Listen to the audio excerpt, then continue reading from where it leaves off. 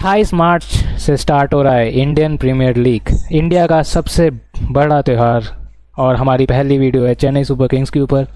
5 time champions of Indian Premier League, 5 time champions of Indian Premier League क्या अपने पिछले horrible season जहां वो 10th पे फिनिश करे हैं, क्या वो इस साल टाइटल उठा पाएंगे?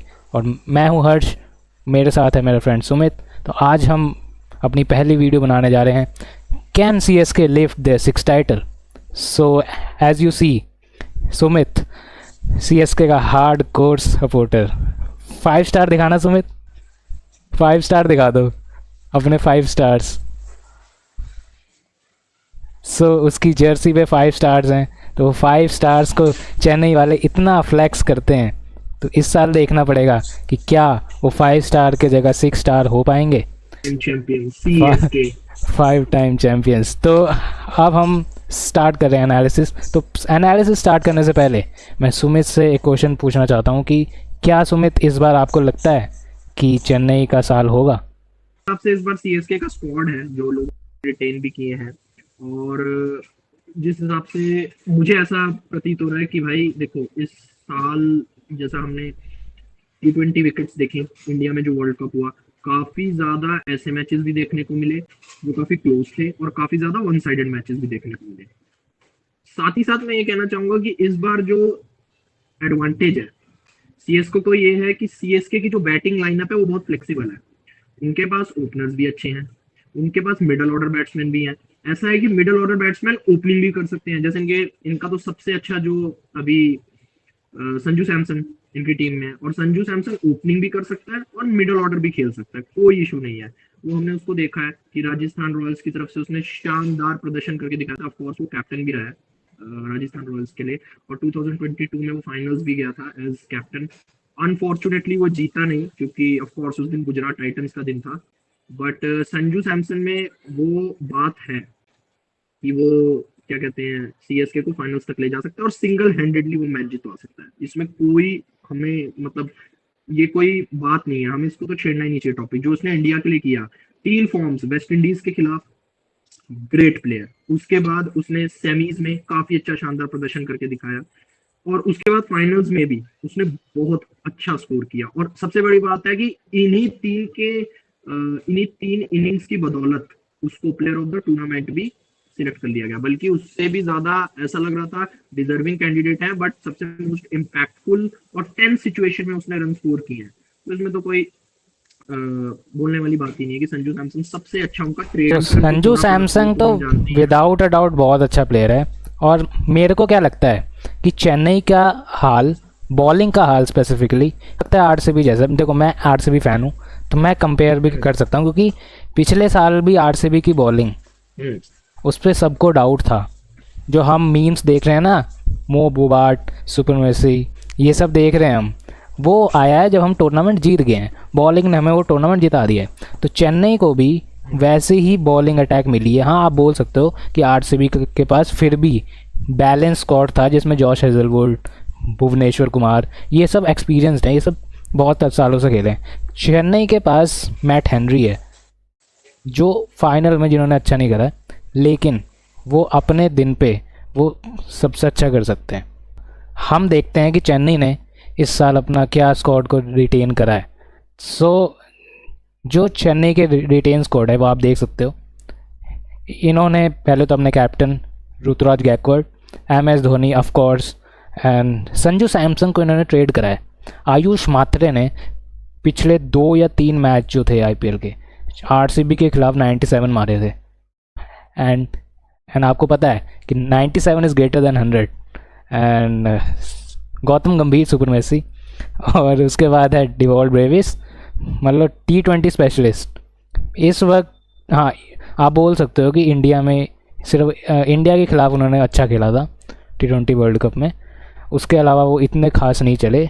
उर्विल पटेल पिछले साल अच्छा खेला था। शिवम दुबे राइजिंग स्टार, क्या मतलब, ये तो स्टार है, सुपर स्टार है हमारी टीम का। जेमी ओवर्टन, ये है पहला पेसर। फिर है रामकृष्ण घोष, नूर अहमद, खलील अहमद, अंकुल कंबोज, गुरजपनीत सिंह। ये जो गुरजपनीत सिंह है, ये बहुत टाइम से CSK ने रिटेन करा है इनको। ये पिछले 2 सीज़न से तो है ही इनके सीज़न, इनकी टीम के साथ। नेथन एलिस स्लोअर वंस के लिए अपने जाने जाते हैं। श्रेयस गोपाल, श्रेयस गोपाल मेरे को लगता है एक ऐसे खिलाड़ी हैं जो पिछले 5 साल से वो कोई ना कोई टीम से खेल ही रहे हैं, चेन्नई से, राजस्थान से, कभी कोई और टीम से, लेकिन इनका यूज़ नहीं हो पा रहा है। जो इनका होता है ना यूटिलाइज, कोई टीम ढंग से कर नहीं पा रही है। और मुकेश चौधरी का मेरे को वो सीज़न याद है जब दीपक चहार को इंजरी हुई थी और मुकेश चौधरी ने क्या बॉलिंग कराई थी, वो क्या बॉलिंग थी। तो सुमित क्या लगता है आपको, जो आपके सीएसके के रिटेन प्लेयर्स हैं, तो क्या लगता है ये इन्होंने किस बेसिस पे सीएसके के रिटेन प्लेयर्स को चूज़ करा है? क्योंकि आप जैसे फ़ैन ही बोल रहे थे कि सीएसके को पूरी टीम ही उनको बाहर कर देनी चाहिए, एक न्यू टीम बनाओ, तो क्या लगता है आपको? मुझको जो पर्सनली फील होता है, देखो मैंने पहले भी बात की थी, सीएसके की स्ट्रैटेजी तो अच्छी है, उन्होंने वो प्लेयर्स को नहीं जाने दिया जो उनके लिए बहुत वैल्यूएबल है। लाइक अगर आप बात करो तो खलील अहमद, वो एक ऐसा बॉलर था, ऑफ कोर्स मुकेश चौधरी के साथ, बट खलील अहमद ने जो प्रदर्शन करके दिखाया सीएसके के लिए, खासकर वो क्योंकि फ्रंट लाइनर बॉलर था और अभी भी ऑफ कोर्स, तो उसी ने सीएसके की जो, अब दीपक चहर का तो एग्जिट हो गया, बट सीएसके के लिए कोई अर्ली स्विंग पे विकेट्स लेता है, दीपक चहर वाला काम कर सकता है, तो ऑफ कोर्स वो हम जानते हैं खलील अहमद है। तो मेरे हिसाब से तो ये एक बैलेंस टीम मुझे नजर आ रही है, ठीक है। और इनकी स्ट्रेटजी सिंपल है, देखो इनके पास शिवम दुबे जैसा एक बिग हिटर भी है। एमएस धोनी को मैं उतना रिलायबल अब नहीं मानता, बट बीइंग अ थाला फैन हम सब ये जानते हैं कि भाई धोनी का ये थाला फॉर अ रीजन, थाला फॉर अ रीजन।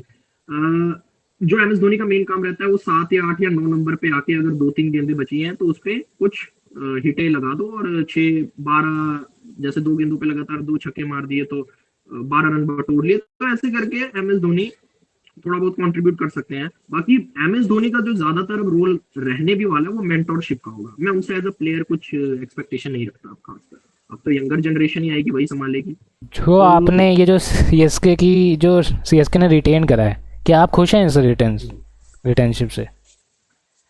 देखो मैं अगर बोलूं तो पर्सनली जब रविंद्र जडेजा का एग्जिट हुआ ना तो मैं खुश नहीं था, बट अगर हम रविंद्र जडेजा को देखें तो रविंद्र जडेजा ने कंट्रीब्यूशन दिया, नो डाउट यार। 2023 में वो फाइनल जितवाना, अर्ली विकेट्स लेना, मतलब बेहतरीन फील्डिंग करना, बट अभी कुछ खास निकल के आया नहीं है। देखो रविंद्र जडेजा भी बहुत एक्सपीरियंस प्लेयर है, ठीक है, वो भी यार काफी बैटिंग से भी कंट्रीब्यूट, फील्डिंग से भी कंट्रीब्यूट, बट स्टिल अभी कुछ दिखता नहीं है रविंद्र जडेजा में। मैं चाहता था कि चलो आप रविंद्र जडेजा को छोड़ रहे हो और सैम करन को आप रख सकते थे, क्योंकि सैम करन एक ऐसा प्लेयर जिसको चलो बैटिंग में तो नहीं और बॉलिंग में आप बहुत अच्छा यूटिलाइज कर सकते थे सैम करन को, क्योंकि बॉलिंग में उस लड़के ने बहुत इंप्रूव किया है। और वो 2020 से लेके जितने भी उसने मेरे ख्याल 2020 में था वो, और जब तक उसने खेला तब तक उसने बहुत शानदार प्रदर्शन किया, मतलब अनबिलीवेबल अनबिलीवेबल, बहुत अच्छा प्रदर्शन किया। तो मेरे हिसाब से सैम करन का तो रहना बनता था, सैम करन का रहना बनता था। और रविंद्र जडेजा को छोड़ो ये तो ठीक है, क्योंकि रविंद्र जडेजा से कुछ आउटपुट निकल नहीं रहा था ना। अगर आप पिछले भी स्टैट्स उनके देखेंगे तो सीएसके के 2023 के विश्व कप के बाद कुछ खास आया नहीं उनकी तरफ से, तो शायद सीएसके का मैनेजमेंट ने सोचा कि यार चलो ऐसा करते हैं कि थोड़ा दूसरे प्लेयर्स की तरफ देखते हैं। संजू सैमसन को उन्होंने देखा, देखो संजू सैमसन ने जो फॉर्म दिखाई है, मैं तो संजू सैमसन के लिए ज्यादा एक्साइटेड हूँ, क्योंकि वो अब सबसे ज्यादा हॉट टॉपिक बनेगा। बॉलिंग लाइनअप देखें, जैसे आपने बात की, इनके पास मैट हेनरी है, नेथन एलिस है, श्रेयस गोपाल है, जिनको आज तक कोई एक भी टीम अच्छी तरीके से एग्जीक्यूट नहीं कर पाई, परफेक्टली कोई भी टीम अच्छे से एग्जीक्यूट नहीं कर पाई। और मेरे हिसाब से ऐसा लगता है कि श्रेयस गोपाल ने कुछ ऐसा करके भी नहीं दिखाया हर एक टीम के लिए, वरना उनको क्यों ना खिलाया जाता। अगर आप भी एक चीज देख सकते हो, नो डाउट बाय तो अच्छा है, श्रेयस गोपाल बहुत शानदार प्लेयर है, बट श्रेयस गोपाल के रविंद्र जडेजा वाला रोल निभा सकते हैं, क्योंकि वो भी मेरे ख्याल एक स्पिनर है और बैटिंग कर सकते हैं नीचे आकर। तो देखते हैं। बाकी बॉलिंग लाइनअप थोड़ी सी मुझे डामाडोल लगती है, क्योंकि देखो मैं नहीं कहूंगा, आपके पास मैट हेनरी है, आपके पास नेथन एलिस है, आपके पास मुकेश चौधरी है, आपके पास खलील अहमद है, पेसर्स हैं इनके पास, बहुत अच्छे पेसर्स हैं, बट दिक्कत ये है कि कॉम्बिनेशंस क्या खिलाने वाले हैं, सबसे बड़ी बात है। क्या नेथन एलिस खेलेंगे? मेरे को तो लगता है इनके पास जो सबसे मोस्ट अभी रिलायबल बॉलिंग ऑप्शन है वो तो नेथन एलिस है, क्योंकि नेथन एलिस ने इस बार वर्ल्ड कप में ऑस्ट्रेलिया की तरफ से भी बहुत अच्छा प्रदर्शन किया। ठीक है, उसकी स्लोअर वंस पिक करना काफी मुश्किल है, सबसे अच्छा हथियार है उसके पास। और सीएसके की जो, जैसे चेन्नई की जो पिच भी है, स्पिन फ्रेंडली विकेट्स होती है, तो वो स्लोअर वंस बहुत अच्छी डाल सकता है, नो डाउट अबाउट इट। और वो स्लोअर वंस काम करेंगे, जैसे डीजे ब्रावो जैसा रोल निभा सकता है वो। ऑल देखा जाए तो ऑफ कोर्स डीजे ब्रावो तो यार बैटिंग भी अच्छी करता था, इतना इफेक्टिव तो नहीं होगा वो डीजे ब्रावो जैसा, पर वो थोड़ा बहुत झलकियां दिखा सकता है, विकेट्स ले सकता है अपनी, और रन भी रोक सकता है। मेन काम उसका होगा कि रन रोको, विकेट्स बेशक ना निकालो, रन रोको जितने हो सकता है। सो अब हम बात करेंगे कि सीएसके की बाइस क्या थी। तो सीएसके ने मेजरली इस बार आप देखो तो कार्तिक शर्मा और प्रशांत वीर 14.20 करोड़, ये 14.20 करोड़ बहुत बड़ा अमाउंट है। अगर आप, ये एक डोमेस्टिक टैलेंट के लिए बहुत बड़ा अमाउंट है। Akeal Hosein 2 crore, West Indies के बहुत अच्छे बॉलर हैं। Matt Henry 2 crore, Rahul Chahar 5.20 crore, spinner बहुत अच्छा है ये भी। Matthew Short 1.50 crore. सरफराज खान 75 लाख। सरफराज खान बहुत इम्प्रूव बैटर है मेरे हिसाब से पहले से। और अमन, और जो ये अमन खान है, ये दिल्ली के लिए खेलते थे, बहुत अच्छा खेला इन्होंने। आई गेस इन्होंने पिछले साल सारे मैचेस खेले हैं 40 लाख में। और जैकरी फॉक्स 75 लाख में इन्होंने ऐसे ही उठा लिया था ये। तो न्यूजीलैंड बॉलर, हाँ न्यूजीलैंड बॉलर। तो मेरे हिसाब से इस बार जो चेन्नई ने सोचा है वो ये सोचा है कि डोमेस्टिक टैलेंट के ऊपर मेजर फोकस रहेगा। क्योंकि अगर आप चेक करो तो इन्होंने 28.40 करोड़ सिर्फ 2 प्लेयर पे खर्च करे हैं। मेरे को लगता है अगर किसी 2 प्लेयर को इतने ज़्यादा प्राइस वो दे रहे हैं तो वो खेलेगा ही खेलेगा, ये मेरे को लगता है। और जो अकील हुसैन है, अब इनके पास अकील हुसैन, मेरे को लग रहा है कि इन्होंने नूर अहमद का बैकअप लिया है। और जो इनका पेसर है मैट हेनरी, वो है 2 करोड़ रुपए। मैट हेनरी का एक चीज़ मैंने नोटिस करी है, इनिशियल फेजेस में वो बहुत अच्छी बॉलिंग करेगा, लेकिन जैसे ही टूर्नामेंट एंड आएगा वो थोड़ा सा इनफेक्टिव होने लग जाता है। और राहुल चाहर, यार आई गेस राहुल चाहर और जो दीपक चाहर, इन दोनों के जो मेजरली जर्नी रही है वो चेन्नई टू मुंबई, मुंबई टू चेन्नई, ये तो है। हाँ मतलब बीच में पंजाब भी खेला है राहुल चाहर। हाँ, पर आई गेस राहुल चाहर यूजी का बैकअप था, युजवेंद्र चाहर का उस वक्त भी। और इनका जो है, और अगले हैं मैथ्यू शॉट। मैथ्यू शॉट ये आई गेस ये 4 नंबर पे खेल सकते हैं मैथ्यू शॉट। और सरफराज खान भी बहुत अच्छा खेल सकते हैं। और जैकरी फॉक्स इन्होंने लिए हैं बैकअप। अमन हकीम खान भी इन्होंने लिया है बैकअप। अमन हकीम खान ये नीचे खिला सकते हैं, क्योंकि अमन हकीम खान ने अच्छा खेला था दिल्ली कैपिटल्स के लिए। मतलब इतना भी अच्छा नहीं खेला था, मतलब 1-2 मैच में थोड़ी बहुत झलकियाँ दिख गई थी हमें। तो देखो, जब सीएसके ने ये प्लेयर्स को ख़रीदा था तो हमें एक चीज़ तो मैंने नोटिस करी थी कि इस बार ना सीएसके आई है एक न्यू इंटेंट के साथ। वो इंटेंट है कि यंगस्टर्स पे पैसा दो, यंगस्टर डोमेस्टिक टैलेंट पे खर्च करो। और बिकॉज एज वी नो कि T20 अब यंगस्टर्स का ही है। तो इन्होंने कार्तिक शर्मा और प्रशांत वीर नाम के 2 यंगस्टर इन्होंने लिए। इन्होंने 14.20 करोड़ तो दे दिए। लेकिन एक चीज़ हमेशा याद रखनी चाहिए हमें कि ये यंगस्टर्स हैं, डोमेस्टिक टैलेंट्स हैं। और इनके साथ जो प्राइस टैग है ना 14.20 करोड़, ये बहुत बड़ा होता है। अगर हमने नोटिस करा हो, कैमरन ग्रीन के ऊपर भी बहुत बड़ा प्राइस टैग है। पैट कमिंस के साथ भी था, मिचेल स्टार्क के साथ भी था। हाँ, मिचेल स्टार्क ने फाइनल में वो प्राइस टैग की वैल्यू करा दी थी। लेकिन ये लोग डोमेस्टिक टैलेंट है, इनको खेलना ही पड़ेगा। और इनको क्या करना पड़ेगा, कार्तिक शर्मा को, प्रशांत वीर को, MS धोनी है वहाँ पे, तो MS धोनी ने आराम से इनको बैठा के बताया होगा कि प्राइस टैग देखने की ज़रूरत नहीं है, अपना जैसा खेलना है उड़ाओ। बिकॉज जो चैपुक का जो ग्राउंड है वो चेंज हुआ है, वो बहुत चेंज हुआ है। हमने पहले की विकटें देखी थी स्पिन फ्रेंडली ये, और अब की जो विकटें हैं वो है फ्लैट। तो ये एक इंटेंट यहाँ भी चेन्नई का दिखा है कि एक न्यू इंटेंट से वो आ रहे हैं। और लेकिन एक लूप होल भी होता है फ्लैट विकेटों पे कि अगर हमारी बॉलिंग हल्की है, हमारी बॉलिंग नहीं रोक पाई, तो तुम 250 बनाओ, 250 खा भी तो तुम्हें चाहिए 250 300, ये तो मारे मारे तुम्हारे बैट्समैन। और 250 300 हर दिन नहीं लगते, चाहे तुम इंडिया की T20 की बेस्ट टीम हो, चाहे तुम कोई और टीम हो। और इनके बैट्समैन बहुत स्ट्रांग है, विदाउट अ डाउट बहुत स्ट्रांग है। लेकिन जो ये इनकी जो बॉलिंग में जो बाइस है ना, ये मेरे को वो 200 रन, 180 190 200, ये मेरे को लगता नहीं कि रोक पाएगी अगर इनका दिन नहीं हुआ। अगर इनका दिन नहीं हुआ तो ये नहीं रोक पाएंगे। इनके दिन पे ये तो 150 पे भी ऑल आउट कर देंगे। सो ये मेरा मानना है। तो अब सुमित आप बताओ ज़रा कि CSK की बाइस आपको कैसे लगी और क्या इम्प्रूवमेंट हो सकती थी कुछ इसमें?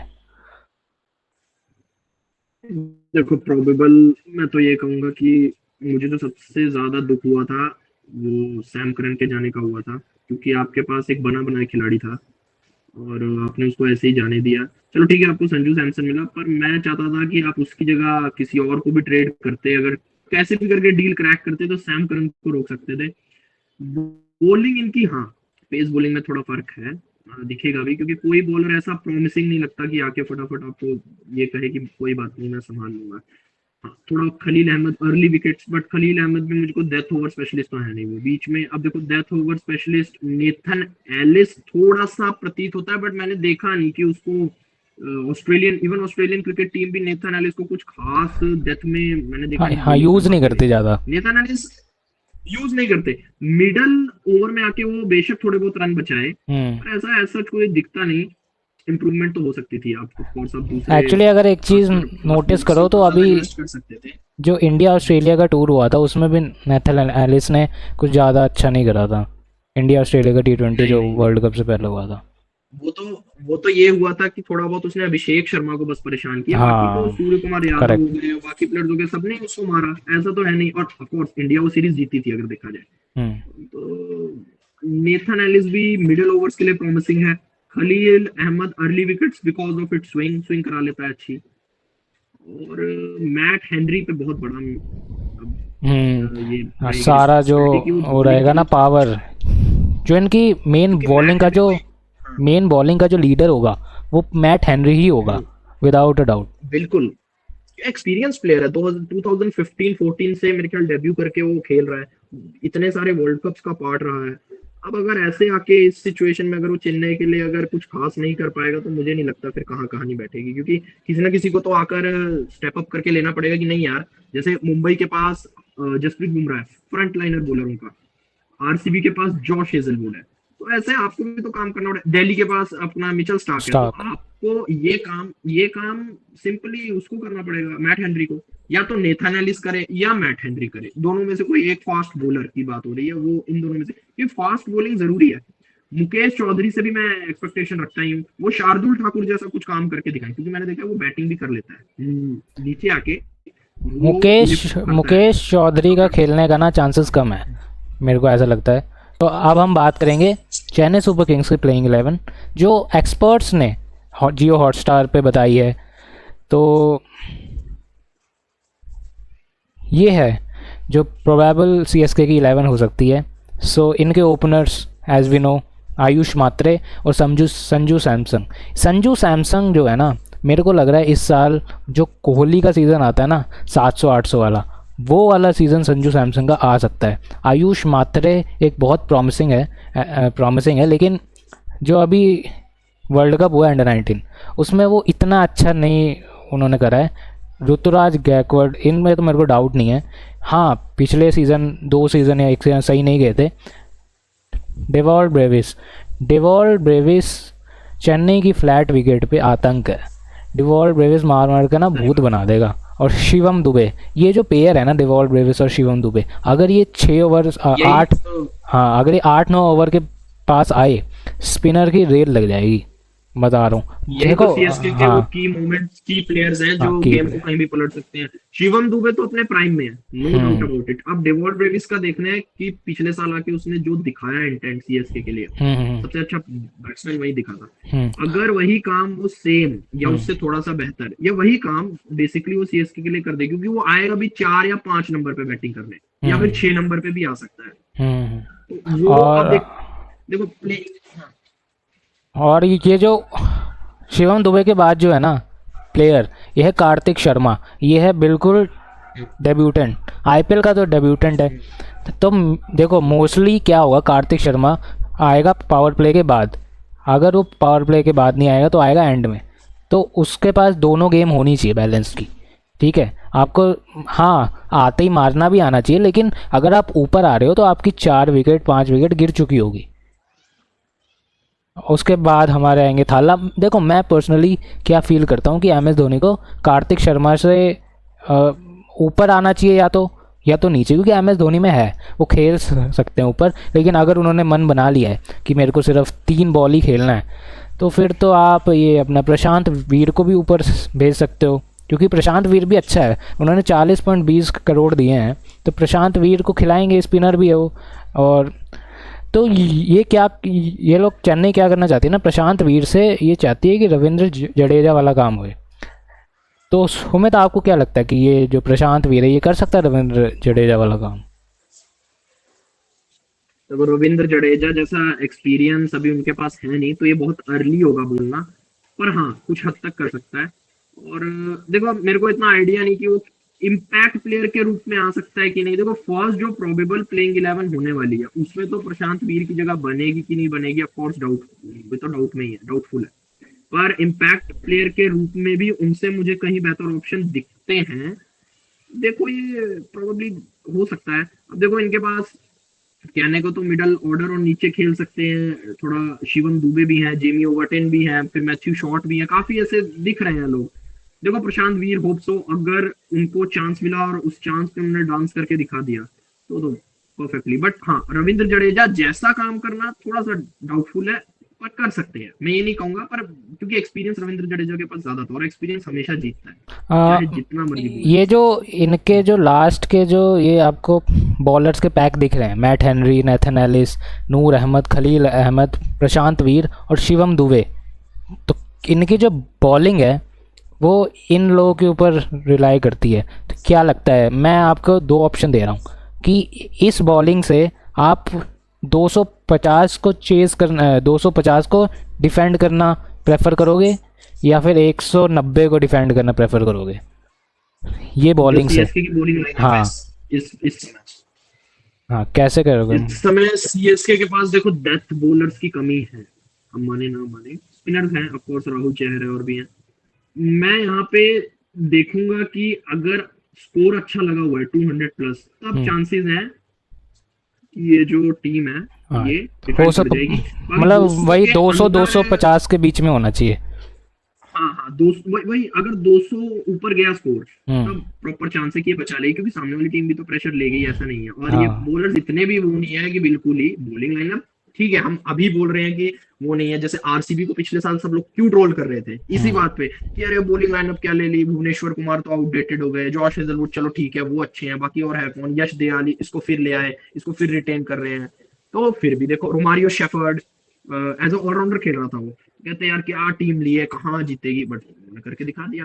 इंटेंट की बात होती है कि अगर इन लोगों के पास इंटेंट है, खलील अहमद कोई आज का प्लेयर नहीं है, इंडिया के लिए उसने डेब्यू किया 2018, 19, 20, 21 ऐसे ऐसे खेलता गया, वो टीम से जल्दी बाहर हो गया, अभी तो दिखता नहीं। ऑफ कोर्स उससे बेहतरीन ऑप्शन शायद आ चुके हैं, तो पर ऐसा नहीं है। खलील अहमद के पास बहुत एक्सपीरियंस है, डीसी के लिए खेल चुका है, ठीक है, तो बहुत एक्सपीरियंस है, ऐसी कोई दिक्कत वाली बात नहीं है। पर थोड़ा बहुत बॉलिंग ऑप्शंस अच्छे तलाश करने पड़ेंगे। तो मेरे को लगता है, क्या खिलाए? तुम मेरे को पूछना है आपसे कि ये स्क्वाड देख के आप 10 में से कितना रेट दोगे इस स्क्वाड को? बैटिंग को हाँ, मद्देनजर 10 में से रखते कितनी हुए रेटिंग दोगे? और बॉलिंग और फील्डिंग को और सब कुछ ऑफ कोर्स, तो मेरे हिसाब से 7.5, हाँ, जो इतना मैं मेरा है वो है 7। मेजरली आपका इसलिए हमें -5 किस चीज के काटे ये भी बता दो, थोड़ा एक्सप्लेन करो। मेजरली इसलिए क्योंकि मेरे को लगता है ना कि टूर्नामेंट बॉलिंग जिताती है, ये हमने पिछले साल भी देख लिया है। ये स्क्वाड से आप आगे तक चल जाओगे, टॉप 4 तुम आप मान लो चल जाओगे, ठीक है। लेकिन जो ऊपर के मैचेस आएंगे ना, ऊपर के मैचेस जो प्रेशर को वो करना पड़ेगा, क्योंकि देखो 2 महीने चलना है आईपीएल, आपके प्लेयर्स इंजर्ड भी हो सकते हैं, और जो बैकअप में वो भी इतने तुर्रम खान ही है, वो बिल्कुल इनसे भी सच बात खराब है। है। तो तो हाँ, वो हाफ तो मैंने ऑब्वियसली आरसीबी फैन के होने के नाते काट लिए बट चलो वो राइवलरी बट आपकी और मेरी देखने लायक होएगी। बट या स्टिल तो ये और तो हम लोग अब बात करेंगे कि चेन्नई के मैचेस कहाँ पर है। तो जो पहली मैच है चेन्नई का, वो है 30 मार्च को, राजस्थान रॉयल्स और Chennai super Kings. Away in away है, अवे, ठीक है। और ये मैच है तिहाड़ क्लासिक तिहाड़ क्लासिको, बहुत बड़ा मैच है ये। दोनों दोनों बिहार दो सौ क्लासिक 2016-17 के बाद वापस याद दिला दी।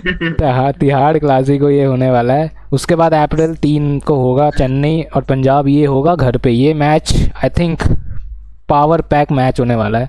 फ्लैट विकेट पे पंजाब की बैटिंग, चेन्नई की बैटिंग। हाँ, पंजाब की बॉलिंग एक बार आउट क्लास कर सकती है।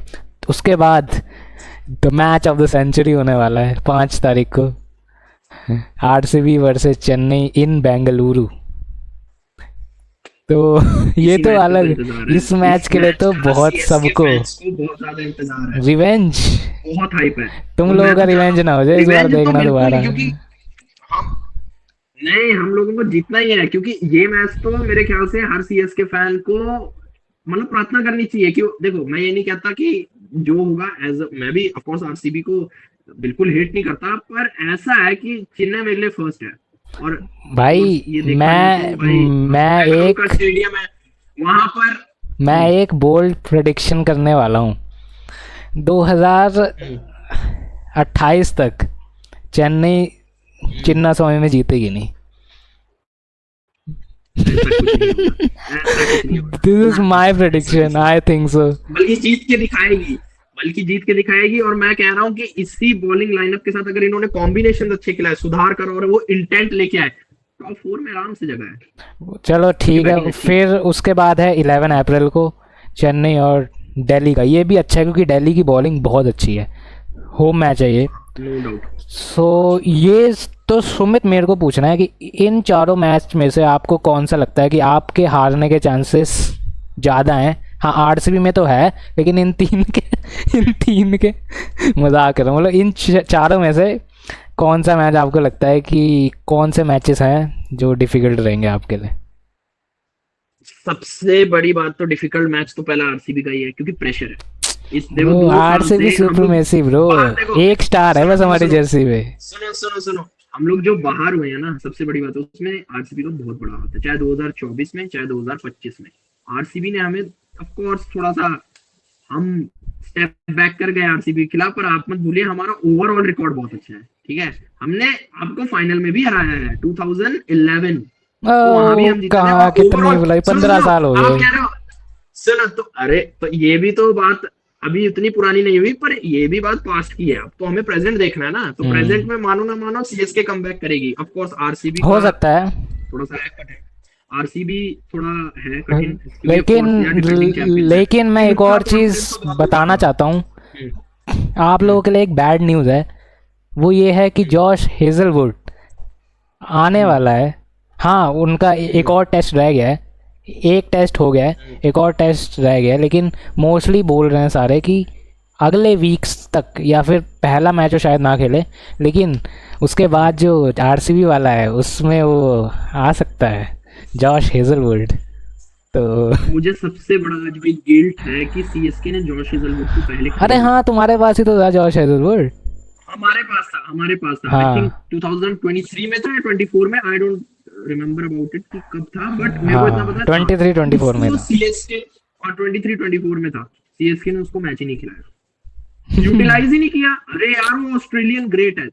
सबसे डेडली बॉलर्स अभी के समय के 3 माने जाते हैं, PAT Cummins, Mitchell Starc, Josh Hazlewood. Josh Hazlewood, सबसे डेडली ट्रायो, पर जॉश हेजलवुड हमारे पास था। हम चाहते तो आज क्या पता 2025 हमारा हो सकता था, आरसीबी का ना होता अगर तो हेजलवुड आज भी ये जो हमारे पास चेन्नई होता। के मैचेस हैं, तो हम्म, मेरे को पूछना है कि 4 मैच में से आप कितने मैच जीत सकते हो, 4 में से आपको लगता है जीतेंगे। 4 में से एक तो आरसीबी वाला ले लो, वो जीत रहे हैं हम लोग, पक्की बात है, ओह पक्की बात है। अच्छा। और आई थिंक बेशक दिल्ली की बॉलिंग बहुत अच्छी है, बट हम जीत सकते हैं दिल्ली से भी। दिल्ली दिल्ली से से भी भी। अच्छा। और किसका नाम लिया था दो? राजस्थान है, पंजाब है। राजस्थान है, पंजाब है। पंजाब किंग्स पे डाउट है हल्का सा, क्योंकि पंजाब किंग्स के खिलाफ हमारा रिकॉर्ड अच्छा नहीं रहा। क्योंकि समय राजस्थान। तक उन्होंने हमें हाँ। चैपोक में ही आके हराया है। चैपोक में ही आके हराया है। तो मैं कहता हूँ पंजाब से शायद हम हार जाए। राजस्थान रॉयल्स, तिहाड़ क्लासिक, उनके पास सीएसके के पुराने दो प्लेयर्स हैं, रविंद्र जडेजा और वो, ये भी मैच देखने वाला होगा, पर मुझे लगता है हम तीनों मैच जीतेंगे, और एक मुझे डाउट है कि हम हार सकते हैं आज पंजाब से। पंजाब वाला बाकी अच्छा। तीन जीत जाए। तो पंजाब। तो गाइस, जैसे इन्होंने बोला है कि ये आरसीबी और चेन्नई वाला मैच ये जीतने वाले हैं, चेन्नई सुपर किंग्स।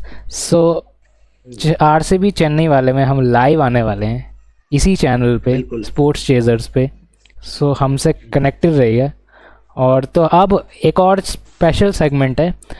अगर आपने नोटिस करा होगा तो अब हमारे जो नेबर हैं, भाई बहने हैं, चेन्नई सुपर किंग्स वालों ने आरसीबी की कॉपी कर ली है। नहीं, जैसे होता है ना आरसीबी का अनबॉक्स इवेंट, वैसे ही अब चेन्नई का भी रोर इवेंट आने लग गया है।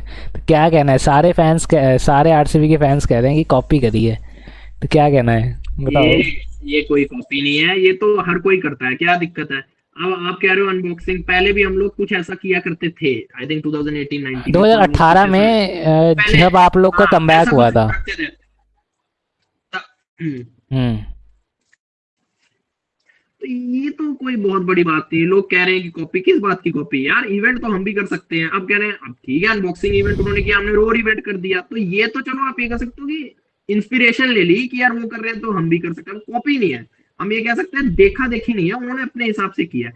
और मैं ये कहूंगा कि आदमी अगर उसको देखा देखी करेगा तो इसमें कौन सी देखा देखी है? बहुत बड़ी बात है, कुछ खास नहीं है। ये है कि राइवलरी बहुत पक्की है, और ये हर्ष मेरे जो परम मित्र हैं इसी को देख के मुझे ट्रोल करने की कोशिश कर रहे हैं, बट मैं ट्रोल होऊंगा नहीं।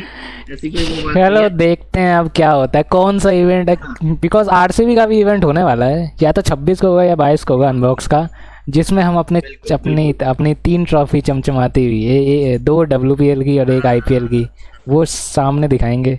तो देखते हैं किसकी बिल्कुल ज़्यादा बिल्कुल, फैन बहुत इंगेजमेंट बढ़िया। होती है, उसके बारे में भी हम बात करेंगे, फैन इंगेजमेंट के बारे में भी।